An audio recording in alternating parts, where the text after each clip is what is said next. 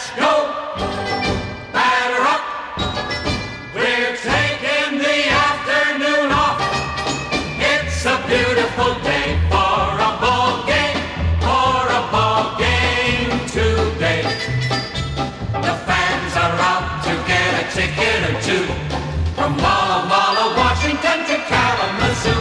It's a beautiful day for a home run, but even a triple's okay. We're gonna cheer and boo and raise a hullabaloo at the ball game today.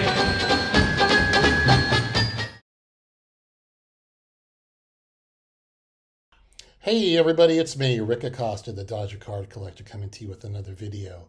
Today is Thursday, October 24th. We are one day away from the beginning of the 2024 World Series between my Los Angeles Dodgers and the New York Yankees. And I am very excited. It's something I never thought I'd see. It's been a long time. I have memories of the 81, 78, and 77 World Series, but this is going to be pretty good. You know, if you think about it, Shohei Ohtani, Aaron Judge, Mookie Betts, Juan Soto, Giancarlo Stanton, Freddie Freeman, a lot of good players. It's going to be a good series, which is what I'm hoping all of you are excited about. I know that if your team's not playing, you might not watch, but this is going to be good. It's going to be exciting. I can't wait. I actually had the opportunity to buy tickets, face value.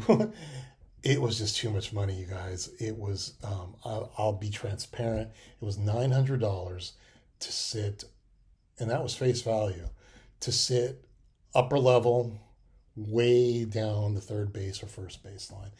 And that would have meant I had to go by myself, and I'm kind of at that point where I'd like to go with some friends or family members and enjoy it with other people, not just sit there with a bunch of strangers.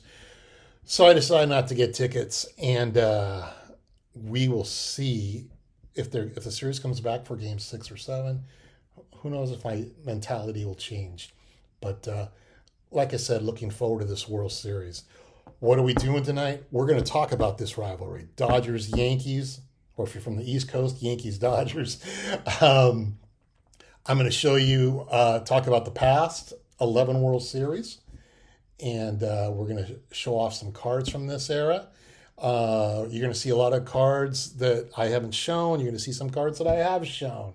And I'm going to quit talking. Let's just turn the camera around. We're here to look at sports cards, not listen to me talk. So let's turn the camera. Okay, so the Dodgers and the Yankees, this rivalry dates back to 1941. They have met in the World Series 11 times on Friday night. This will be their 12th encounter. And the Yankees lead the series 8-3. Going into 1941, the Yankees were already legends at this point. You know, they already had their dynasty with Babe Ruth and Lou Gehrig, and then in the late 30s, Joe DiMaggio showed up. The Yankees won 4 World Series in a row. Dodgers were quite the opposite. They did not have good ownership by this around in the 20s and the 30s after Charles Ebbets passed away. The family trust was basically still in charge of the team, even up till 1941. But the Dodgers started to turn the corner in the late 30s when Larry McPhail took over as GM. So going into the 1941 World Series, we had the 2 respective MVPs, Joe DiMaggio, fresh off his 56-game hitting streak, and the National League MVP was Dolph Camilli. And we're going to talk about one particular game that was Game 4.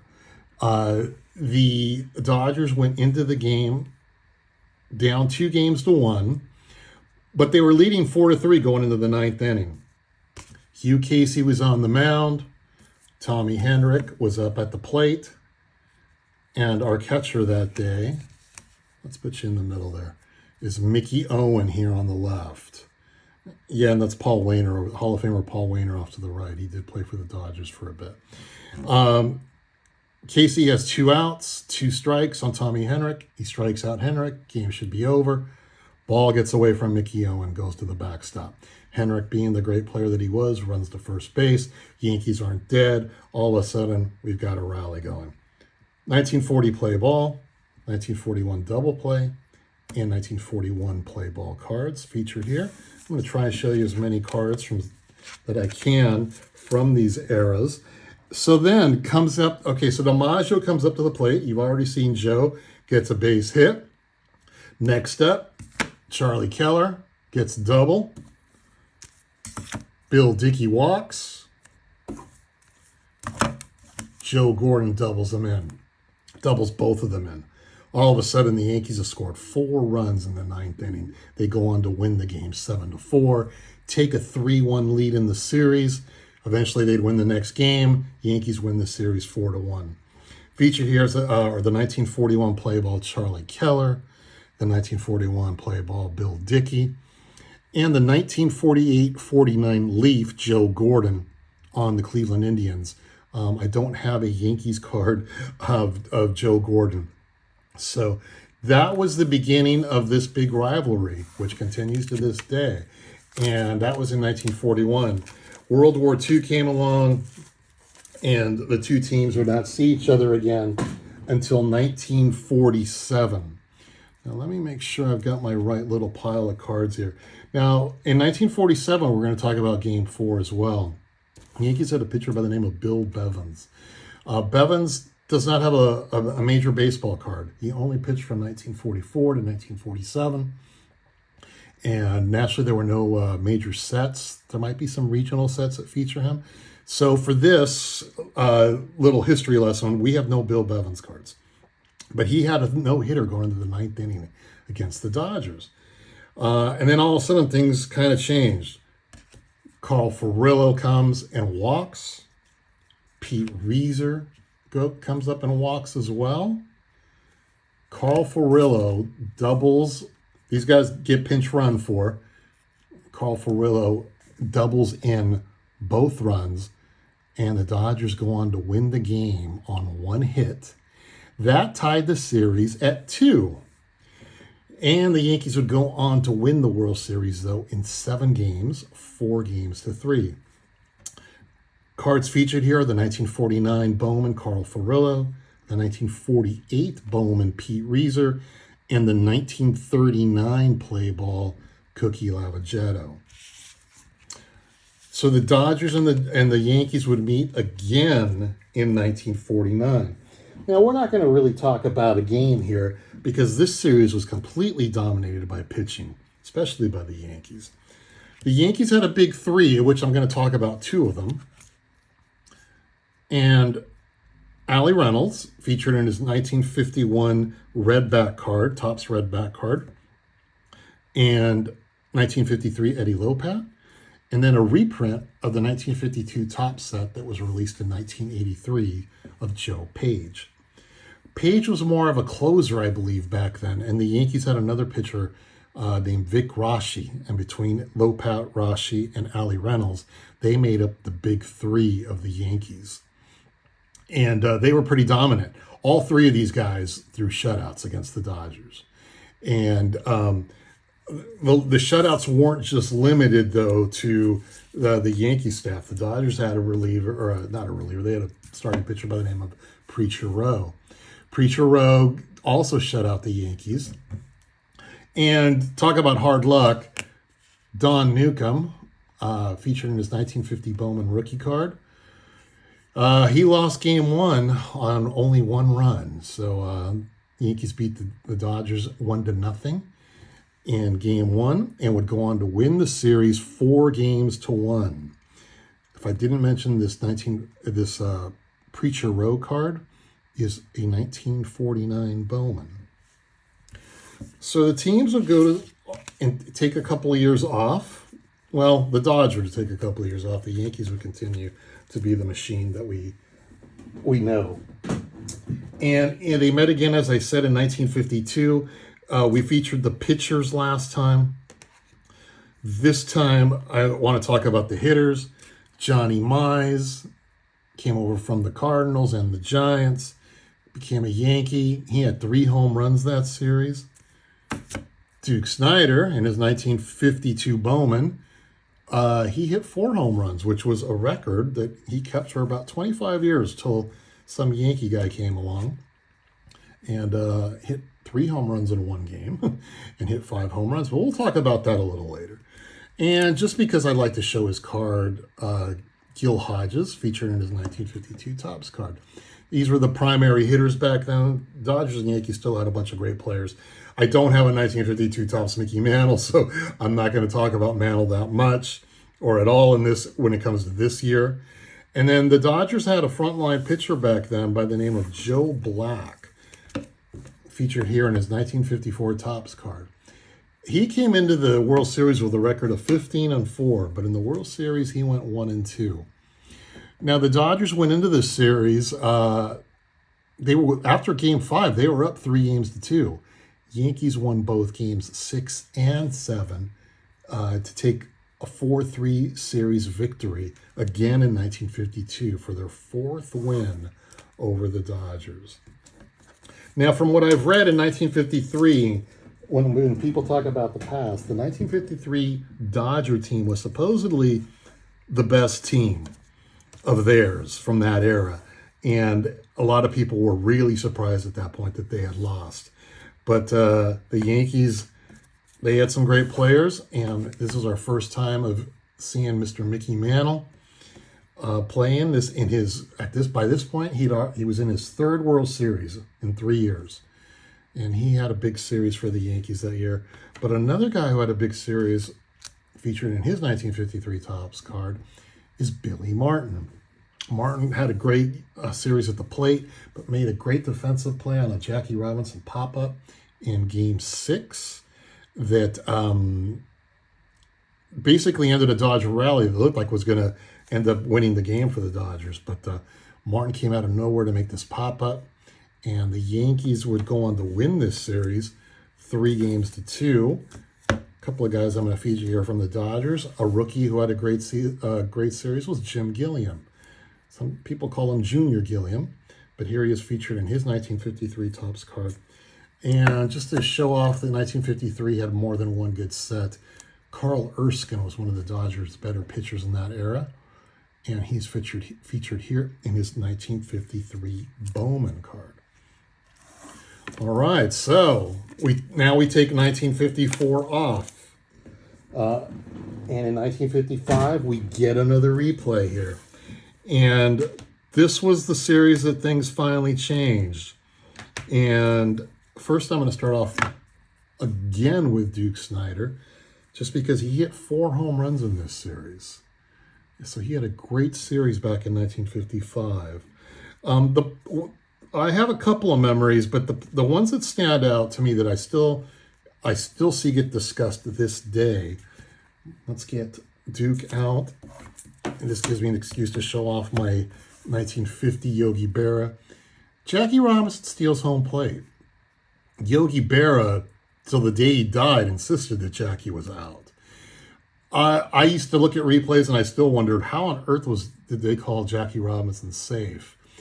But an angle, I don't know if it was a photograph or a video or a film, a different angle showed that Robinson was safe. And I was stunned because all those years I always said, Jackie was out. I don't know how they called him safe.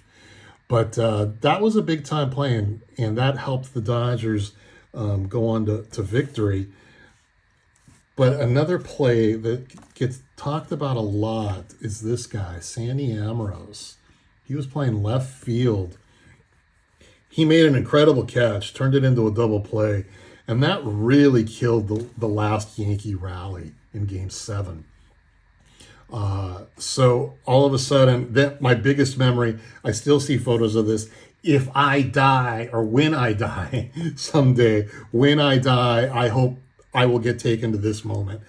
And that was the day that the last out, and I've seen this photo a million times, where Roy Campanella and Johnny Padres embrace, and the Dodgers finally beat the Yankees in 7 games in 1955 for their first title. And they're featured here in their 1955 Topps Johnny Padres.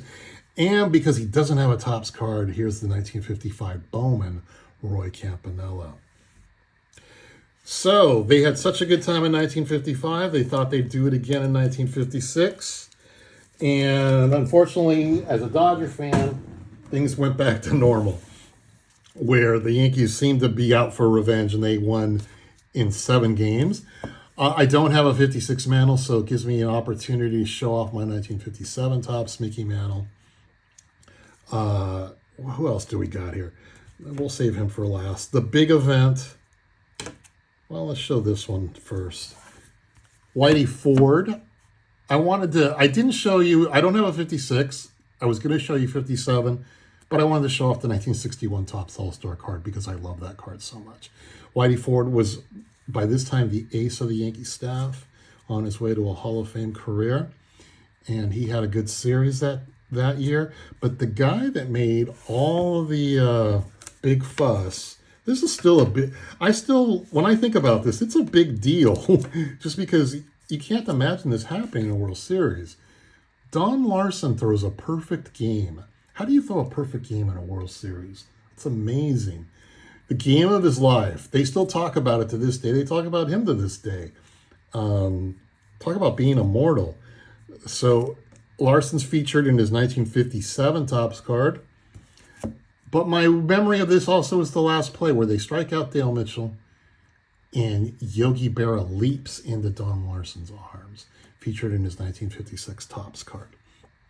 And that was a great moment in baseball. It was a great moment for the Yankees. Don Larson throwing a perfect game. Now, going into Game 7, the teams are tied at 3. The Dodgers have their Cy Young Award winner, their National League MVP, Don Newcomb. What does Big Nuke do? All I can tell you is the Yankees won the game 9-0.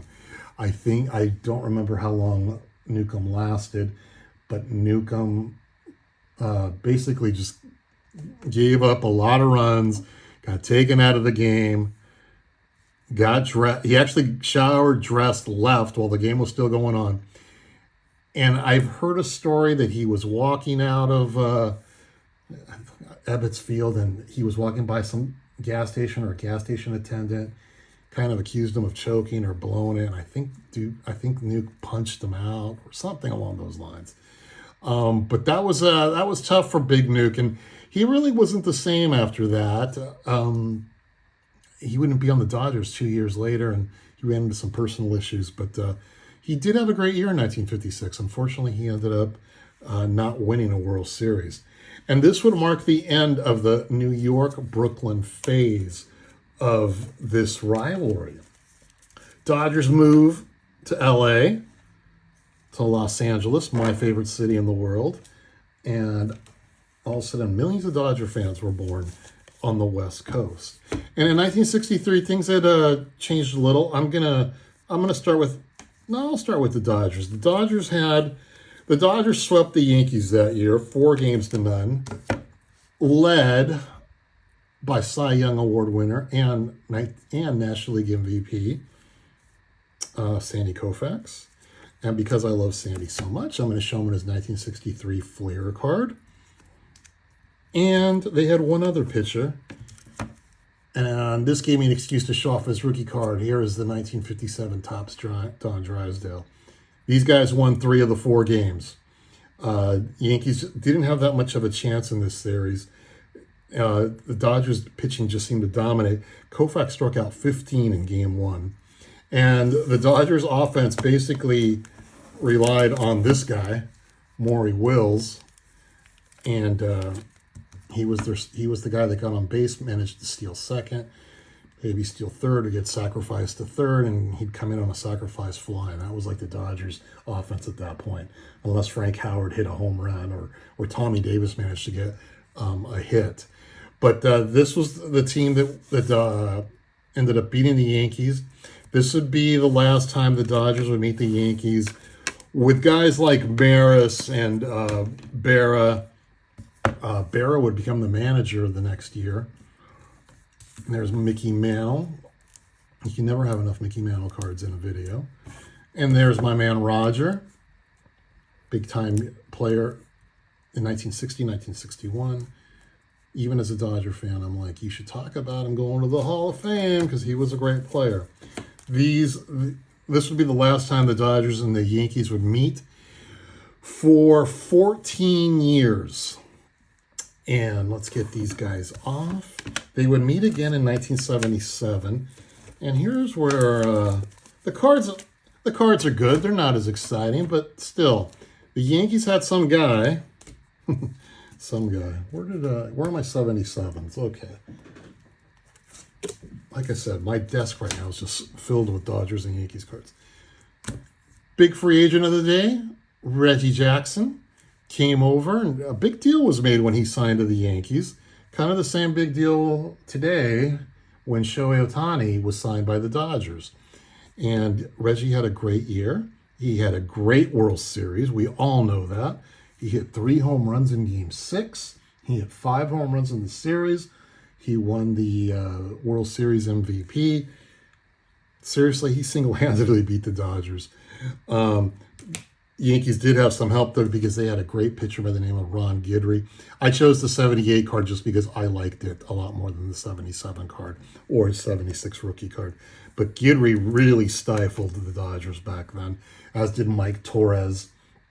And they played a good series. I'm going to show you a couple of Dodger guys just because to this day it still bothers me. In Game 1, Steve Garvey was thrown out at the plate. If they had had instant replay, people would have noticed he was safe. Dodgers would have won Game 1. Series would have been different. I'd be talking a different tune.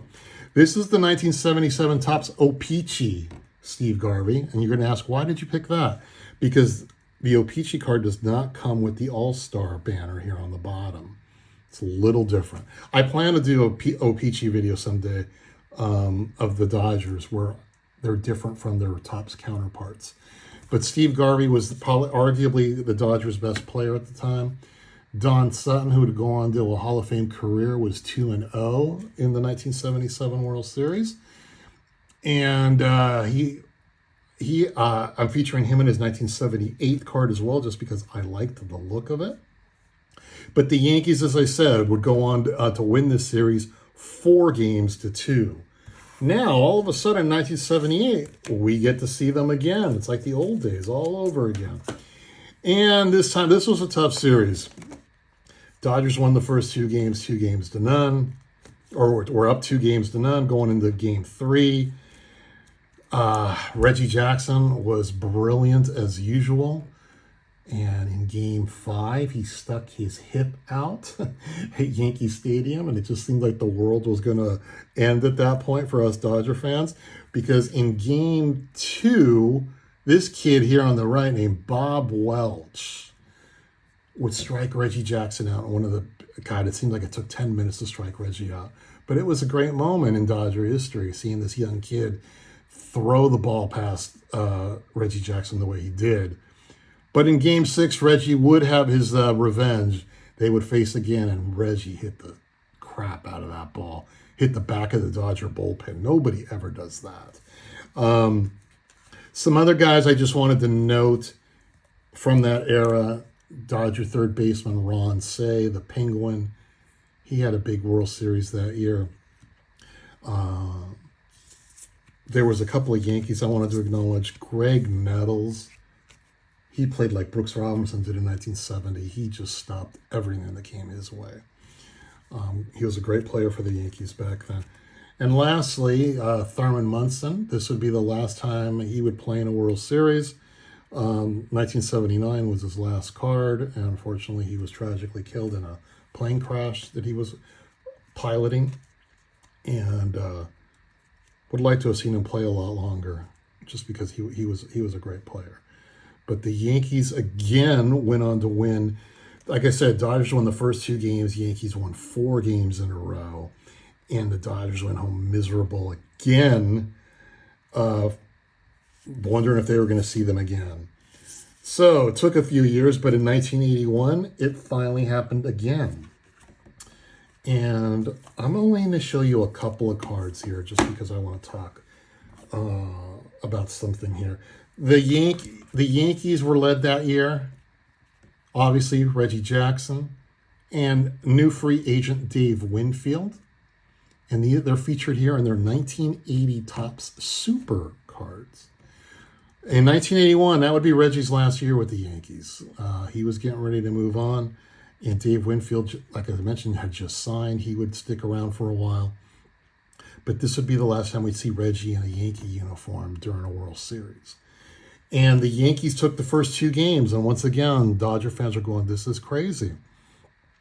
In Game 5, the Dodgers came back, won Game 3 because of Fernando Valenzuela. Game 4, some costly errors, and then in Game 5, back-to-back home runs. Steve Yeager, Pedro Guerrero, and Pedro Guerrero, Steve Yeager, and Ron Cey would end up being the co-MVPs, and the Dodgers would win in 6 games. The guy I wanted to talk to you about today, obviously, we have all heard that Fernando Valenzuela passed away yesterday being Tuesday. And this is his rookie card from 1981 with Mike Scioscia and Jack Mercanti, who would play a few years with the Indians. And these two were always together at the hip. But Fernando had a big 1981 season. His first 8 games, he was incredible. I don't have stats in front of me, but I know that his first 7 games were, I think he went 7-0, 8-0. He had a lot of shutouts in there, and it was just a total surprise to see him play. And he's featured here also in his 1982 Topps card. He hurled 9 shutouts as a rookie. So sad to see he had passed away, but leaves good memories. And let's see if it kicks the Dodgers into gear starting Friday night. And the beauty about this rivalry, even though the Dodgers haven't done well against the Yankees, is just its historical significance. And the names just keep getting added on. In 2024, we're talking about Shohei Ohtani, Freddie Freeman, Mookie Betts, Yankees All Rise, Aaron Judge, Juan Soto, Giancarlo Stanton, Garrett Cole. It's going to be a great series. And as a Dodger fan, I cannot wait to see what happens. But if you stuck around this long, thanks so much for indulging me. And we'll talk to you next time, guys. Take care. It's a beautiful